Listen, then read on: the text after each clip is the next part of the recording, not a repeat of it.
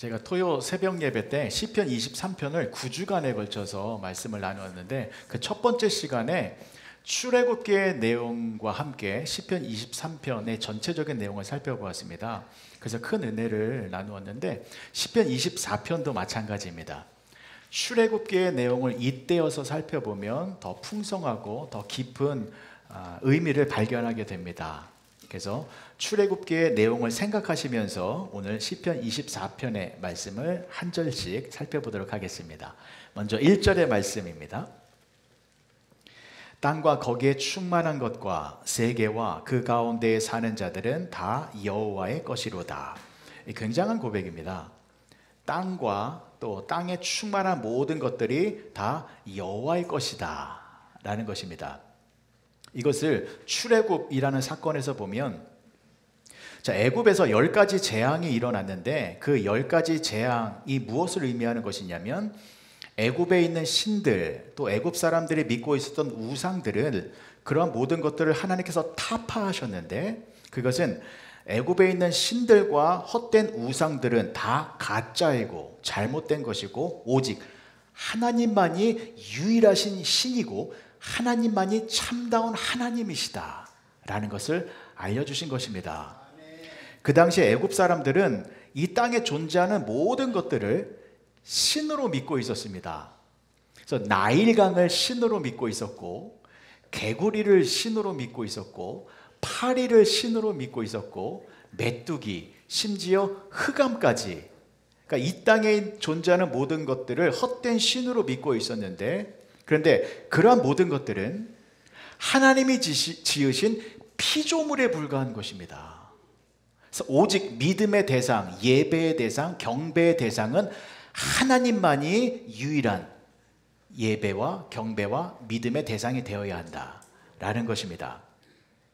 그렇게 하나님께서는 이 땅에 있는 모든 것들이 하나님의 것이고 하나님의 소유물임을 선포하고서, 중요한 것은 그 하나님의 소유물 된 하나님의 백성, 이스라엘 백성을 애굽에서 구출해 내셔서 약속의 땅 가나안으로 인도하여 주신 능력과 또 기적과 역사하심의 모습을 보여준 것입니다.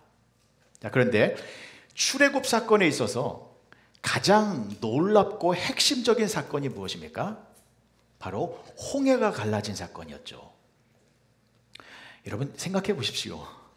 그 무서운 바다가 가운데에 길이 열려 그 길로 이스라엘 백성들이 지나갔습니다. 어떤 헐리우드 영화가 아니라 실제적으로 발생된 사건이었습니다. 그래서 이 놀라운 일은요, 저희들은 그것을 하나님의 은혜로 생각하지만 하나님을 믿지 않았던 그 당시의 주변 국가들은 그 발생되어진 일이 굉장히 두려웠습니다. 엄청난 일이 발생되어진 것이기 때문에. 그래서 애굽의 바로 왕도 그 홍해 사건으로 말미암아 더 이상 이스라엘 백성들을 추격하지 못하고 괴롭히지 못하는 그러한 결과가 발생되어졌죠. 그래서 그 홍해가 갈라지는 사건을 시편 24편은 2절을 통하여 이렇게 표현하고 있습니다. 여호와께서 그 터를 바다 위에 세우시며 강들 위에 건설하셨도다. 이것도 놀라운 표현입니다. 여러분 지금도 그렇습니다만 그 당시에 바다라고 하는 것은 굉장한 두려움의 존재였습니다. 바다는 죽음의 상징이었습니다. 그래서 바다에 가면 죽어라는 표현이 있었거든요.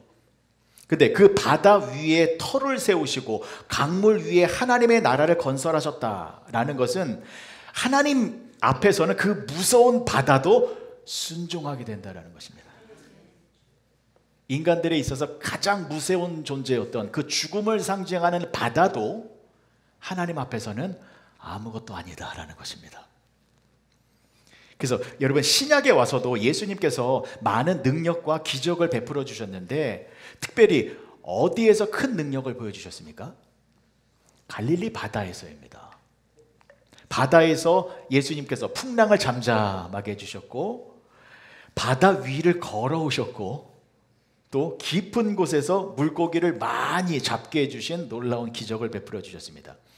여러분 이것이 왜 큰 사건이냐면 와 예수님의 바다 위를 걸어오셨대, 풍랑을 잠잠하게 만들어 주셨대, 그 정도 차원이 아닙니다. 바다는 죽음의 공포였습니다. 인간이 겪을 수 있는 가장 무서운 것이었습니다. 근데 그러한 바다를 점령하고 그 위를 밟고 그 바다를 순종케 하셨다라는 것은 예수님은 우리 인간의 모든 두려움과 공포와 아픔과 심지어 죽음까지도 예수님은 다스리시고 주관하시는 분이시다 라는 것입니다. 그래서 오늘 시편 24편 2절에서도 홍해라고 하는 바다를 하나님께서 통치하신다라는 것을 알려주신 것은 죽음의 장소에서 하나님은 구원의 생명을 베풀어 주시는 분이시다 라는 것을 알려주신 것입니다. 자, 그러면요 여러분, 그 모습을 보고 애굽 사람들과 이방 사람들은 얼마나 놀랍고 두려워했을까요? 자, 바다가 열렸다라는 것은 있을 수 없는 일이 벌어진 것인데, 그처럼 놀라운 일을 행하셔서 이스라엘 백성들을 구원하여 주신 그 모습을 보고 애굽 사람들은 이런 생각을 했을 것입니다. 아니 도대체 이스라엘 백성들이 누구길래, 이 이스라엘 백성들은 애굽에서 노예로 살던 자들인데 힘없고 보잘것없고 형편없고 가난한 자들인데 왜 그들을 하나님께서는 그처럼 놀라운 능력을 보여주심으로 말미암아 그들을 구원하시는가 라는 생각이죠. 애굽 사람들의 입장에서 한번 생각해 볼게요. 우리 애굽 사람들은 저 이스라엘 백성들보다 돈도 많고 문명도 발달했고 건축물도 화려하고 모든 면에서 애굽의 사람들이 이스라엘 백성들보다 훌륭한데, 도대체 왜 하나님은 이 애굽 사람을 선택하여 구원하여 주시고 능력을 베풀어 주신 것이 아니라 보잘것없는 이스라엘 백성들에게 그런 놀라운 은혜를 베풀어 주신 것인가? 자, 이러한 물음에 대한 대답이 3절에서 6절까지 나와요. 자, 3절의 말씀부터 볼게요. 여호와의 산에 오를 자가 누구며 그의 거룩한 곳에 설 자가 누구인가? 자, 하나님께서 이스라엘 백성들을 출애굽시켰는데 목적지가 어디입니까? 가나안 땅이죠. 가나안 땅은 여호와의 산, 즉 시온산이 있는 곳이에요. 그래서 시온산, 즉 여호와의 산에 오를 자가 누구인가, 거룩한 곳에 거할 자가 누구인가 라는 질문에 대하여 4절은 이렇게 대답을 합니다. 곧 손이 깨끗하며 마음이 청결하며 뜻을 허탄한 데 두지 아니하며 거짓 맹세하지 아니하는 자로다. 자, 이 4절의 말씀만 읽으면 하나님이 거하시는 곳에 함께 할 수 있는 사람은 태생적으로 착하고 선천적으로 성실한 사람들만이 여호와의 산에 오를 수 있을 것처럼 이해할 수 있습니다. 본성적으로 마음이 깨끗하고 헛된 뜻을 구하지 않고 거짓말하지 않는 사람이요. 그런데 이 말의 원어적인 의미는 그렇지 않아요.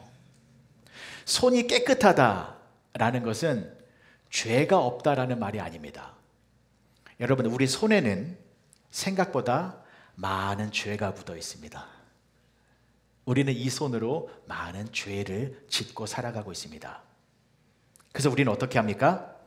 하나님께 나와 회개의 기도를 올립니다. 그래서 손으로 지은 모든 죄를 하나님 앞에 나와 철저히 회개하는 자가 손이 깨끗한 사람이 되는 것입니다. 그리고 마음이 청결하고 헛된 뜻을 품지 아니하고 남을 속이는 말을 하지 않는다라는 것은 내 안에 그러한 더러운 것들이 전혀 없다라는 것이 아니라 내 마음속에는 여전히 미움과 분노와 거짓과 더러움이 있는데 이 모든 것을 하나님께로 가지고 나와서 하나님께 다 드리고 용서를 구할 때, 그때 하나님께서는 우리의 마음을 만져주셔서 우리의 마음을 새롭게 깨끗한 모습으로 변화시켜 주신다라는 것입니다. 그래서 4절에서 말하는 것이 뭐냐면, 타고난 성품이 깨끗하거나 거룩한 것이 아니라 계속해서 하나님 앞으로 나와 하나님께 기도하고 회개하고 새로워지기를 위하여 몸부림치는 사람을 말하는 것입니다. 자, 그러면 그러한 사람들은 하나님으로부터 어떠한 은혜를 얻게 되냐면 5절의 말씀에 이렇게 나옵니다. 그는 여호와께 복을 받고 구원의 하나님께 의를 얻으리니. 계속해서 하나님께 나와, 계속해서 하나님 앞에 나와 회개의 기도를 드리고, 또 내가 새로워지기를 위하여 몸부림치는 그러한 사람들에게는 두 가지의 은혜가 임하는데 바로 복과 의이다라는 것입니다. 여러분, 참다운 복이 무엇입니까? 저희가 토요 새벽 예배 시간에 시편 1편부터 지금까지 쭉 살펴보고 있는데요, 시편에서 강조하고 있는 참다운 복은 이것이었습니다. 바로 피난처이신 하나님께 피하여 하나님의 보호하심 가운데 안으로 들어오는 것, 이것이 참다운 복이다 라는 것을 시편은 알려주고 있습니다. 그러니까 여러분, 인생을 살면서 나는 너무 편안해, 경제적인 문제 다 해결되어졌어, 건강의 문제 다 해결되어졌어, 모든 것이 다 해결되어져서 나는 하나님께 피하지 않아도 돼, 나는 지금 너무 행복해, 이것이 복이 아니다라는 것입니다. 참다운 복은 매번 힘들어요, 매번 괴로워요, 매번 죄를 짓고 있어요. 그래서 계속해서 하나님께 나아가 하나님께 피하고 하나님께 기도하고, 나는 하나님이 필요한 사람입니다, 내가 하나님께 더 나아갑니다. 계속해서 하나님 속으로 들어와서 하나님 안에 거하는 자가 참다운 복된 사람이다 라는 것입니다. 그래서 또한 그러한 사람들에게 주어지는 의가 무엇이냐면 하나님과의 관계가 온전한 사람을 말하는 것입니다. 그러니까 하나님을 나의 피난처로 알고 계속해서 하나님께 나와 하나님께 함께하는 것, 그것이 바로 의이다라는 것입니다. 그러니까 의로움은 선하고 깨끗한 것이 아니라, 성경에서 말하는 의로움은 하나님과의 올바른 관계를 말하는 것입니다. 하나님과 늘 함께하고 있는 것. 자, 그래서 오늘 중요한 말씀이 6절의 말씀입니다. 보십시오 여러분, 하나님과 함께하는 자가 참다운 복 있는 사람입니다. 그리고 하나님과 함께하는 자가 참다운 의로운 사람이잖아요. 그러면 하나님은 어떠한 사람들과 함께하여 주고 계시고, 하나님은 어떠한 사람과 올바른 관계를 유지하고 계시냐면 6절의 말씀을 꼭 기억하셔야 됩니다. 말씀 보실게요. 이는 여호와를 찾는 족속이요 야곱의 하나님의 얼굴을 구하는 자로다. 셀라. 여호와를 찾는 족속이요, 이 말에 여러분들의 성경책에 빨간 줄을 그으셔야 합니다. 여호와를 찾는 족속. 여러분, 제가 조금 전에 질문을 드렸습니다. 하나님께서는 왜 이스라엘 백성들을 구원하여 주셨습니까?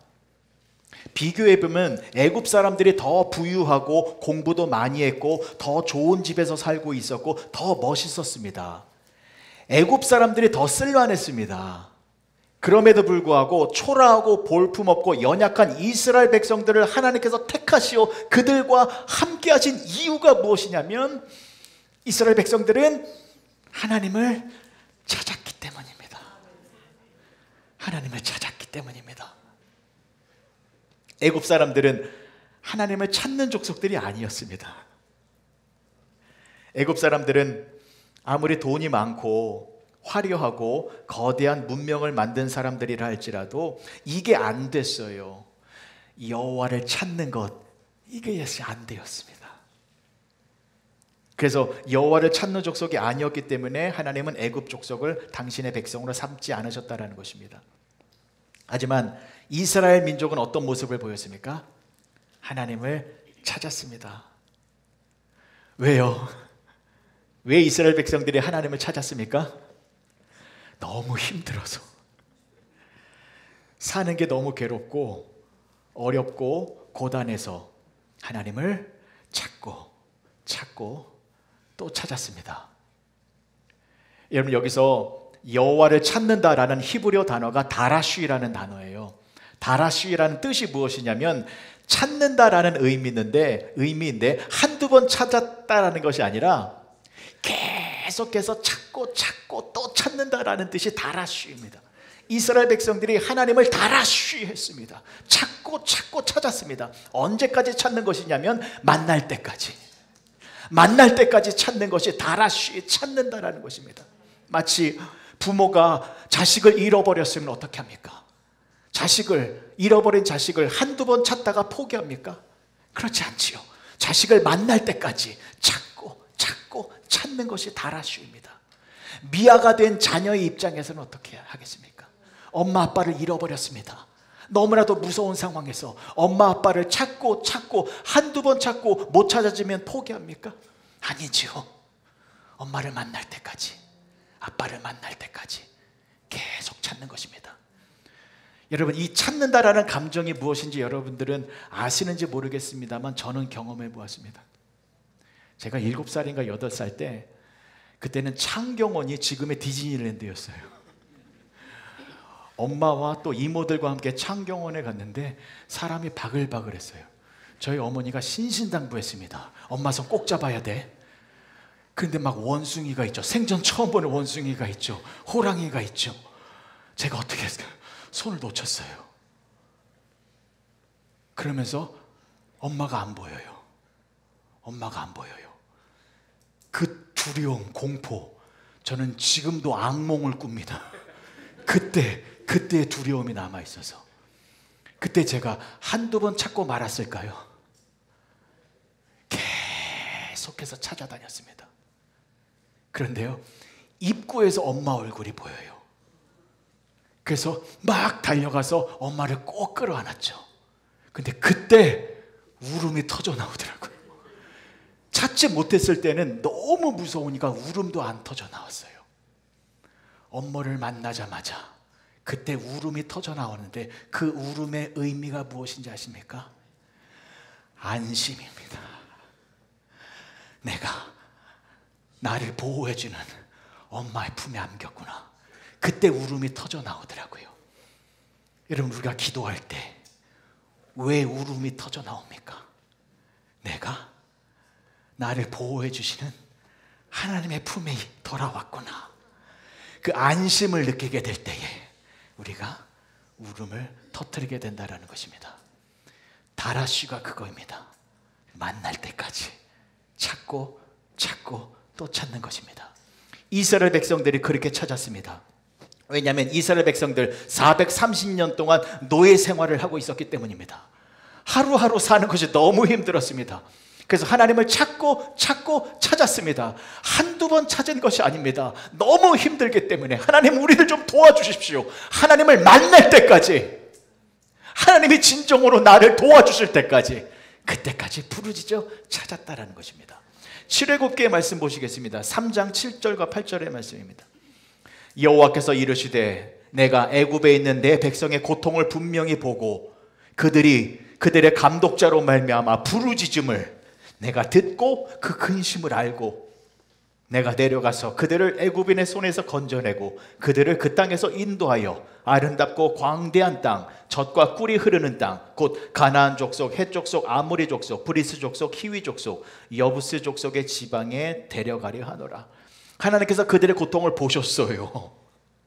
그들의 울부짖는 소리를 들으셨어요. 왜요? 이스라엘 백성들이 계속해서 부르짖으며 하나님을 찾고 찾고 찾는 다라쉬를 했기 때문입니다. 하나님을 찾으십시오. 한두 번 찾았다고 해서 하나님의 응답 안 하시네, 포기하지 마시고요. 한 번만 더 찾으십시오. 한 번만 더 부르짖으십시오. 사랑하는 성도 여러분, 지금 무엇을 찾고 계십니까? 돈을 찾고 계십니까? 문제가 생겨서 그 문제를 해결할 방법을 찾고 계십니까? 행복을 찾고 계십니까? 파랑새를 찾고 계십니까? 하나님을 찾으시기 바랍니다. 하나님을 계속해서 찾으시기 바랍니다. 하나님은 반드시 여러분들을 만나 주십니다. 예레미야 29장 13절의 말씀입니다. 너희가 온 마음으로 나를 구하면 나를 찾을 것이요 나를 만나리라. 저는 이 말씀을 매일 경험하고 있습니다. 한 번도 하나님이 저를 외면해 주신 적 없었습니다. 힘들고 어려울 때, 한두 번 기도할 때는 안 만나 주시더라고요. 포기하지 않았습니다. 더 찾았습니다. 더 기도했습니다. 그만큼 더 간절하게 하나님을 찾으니까 그만큼 더 간절하게 하나님도 저를 깊이 만나 주셨습니다.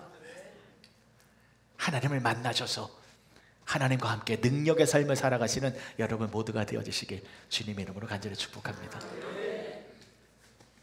자, 그럼 보십시오. 그렇게 하나님을 찾아서 하나님과 함께하게 되면 안전한 보호를 받게 됩니다. 그 안전한 보호가 실제적으로 우리의 인생에서 어떠한 모습으로 나타나게 되냐면 7절의 말씀 보시겠습니다. 문들아 너희 머리를 들지어다. 영원한 문들아 들릴지어다. 영광의 왕이 들어가시리로다. 아멘. 문들아 너희 머리를 들지어다.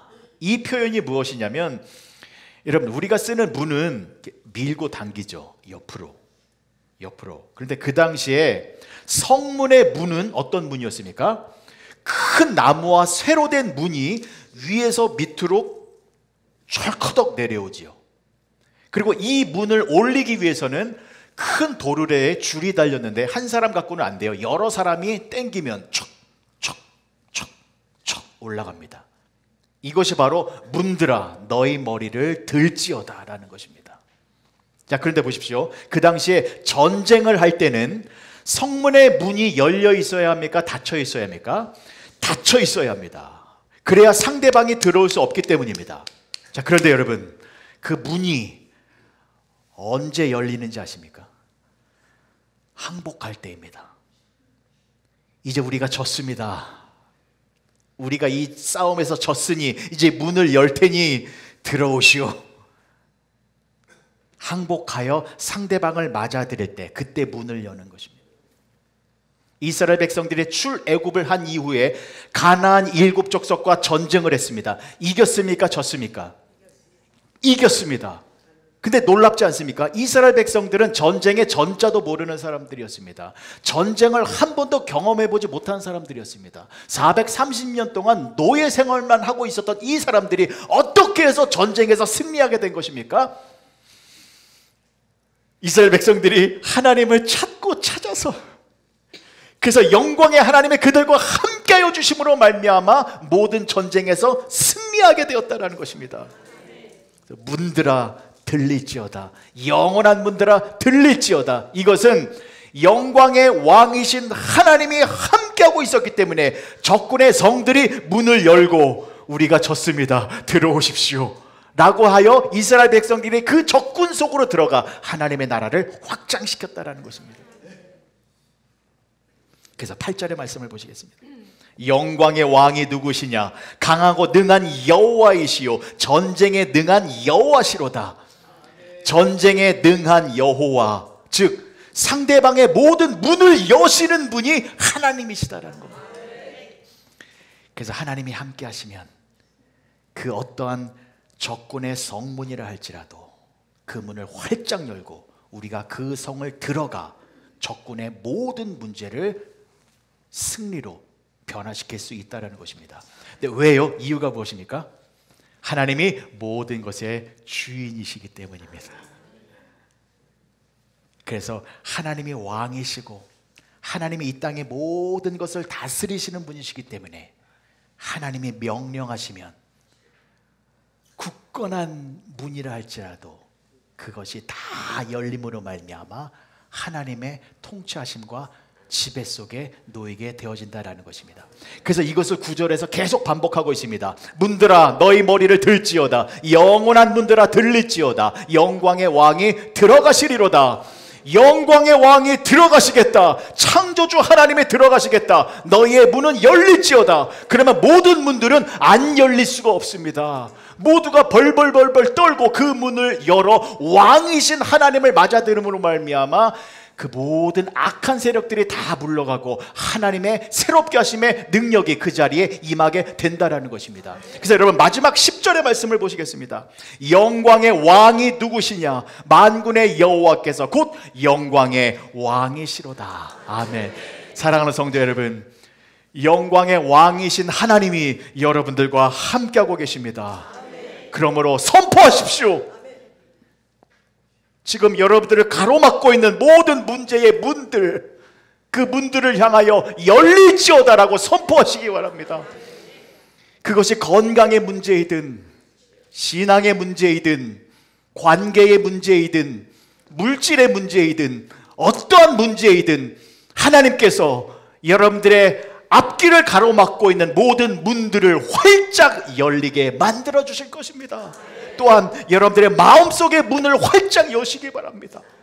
여러분들의 마음속에 근심의 문이 철커덕 잠겨져 있어서 여전히 근심과 걱정 속에 사로잡혀 있다면, 문들아 너희 문을 들릴지어다, 영광의 왕이 들어가신다 선포하시면 여러분들의 그 근심의 문이 활짝 열려 하나님이 주시는 평강이 가득 채워지게 될 것입니다. 이런 놀라운 축복을 누리기 위해서는 잊지 마시기 바랍니다.